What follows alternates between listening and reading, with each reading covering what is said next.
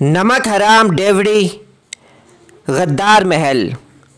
ये महल जिसके खंडरात की तस्वीरें आप देख रहे हैं, आज से कमोबेश 300 साल पहले इंतहाई खूबसूरत और बहुत बड़ा महल हुआ करता था। लेकिन जैसे ही इसका मालिक मरा, उसके बाद किसी ने इस महल में आबाद होने की कोशिश न की।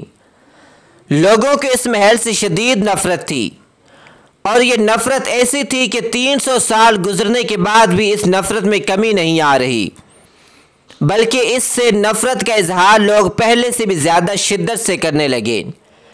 मिसाल के तौर पर जब कोई शख्स इस महल के करीब से गुज़रता है तो आज भी इसके ऊपर थूक कर गुज़रता है। हत्ता कि कुछ लोग नफ़रत में इस कदर इंतहा पसंदी का मुजाहरा करते हैं कि इसकी दीवारों पर बाकायदा जूते मारे जाते हैं।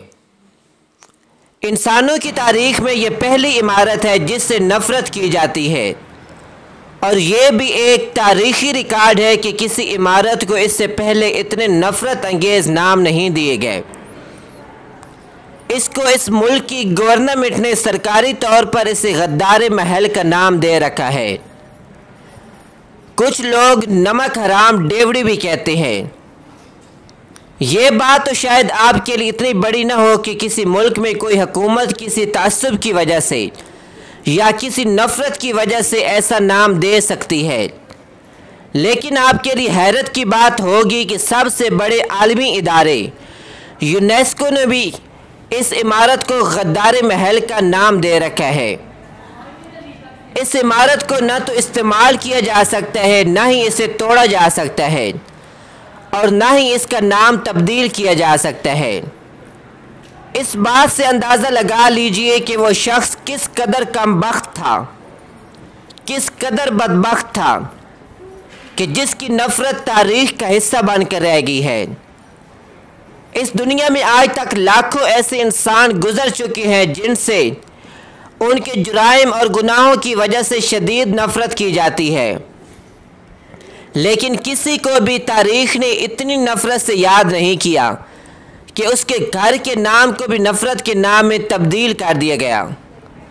तो उस शख्स ने ऐसा क्या काम किया था? जी, उस शख्स ने गद्दारी की थी। तारीख़ ने जिस तरह उसे याद रखा है, उससे साबित होता है कि गद्दारी एक ऐसा गुनाह और जुर्म है जिसे दुनिया कभी भी माफ़ नहीं करती।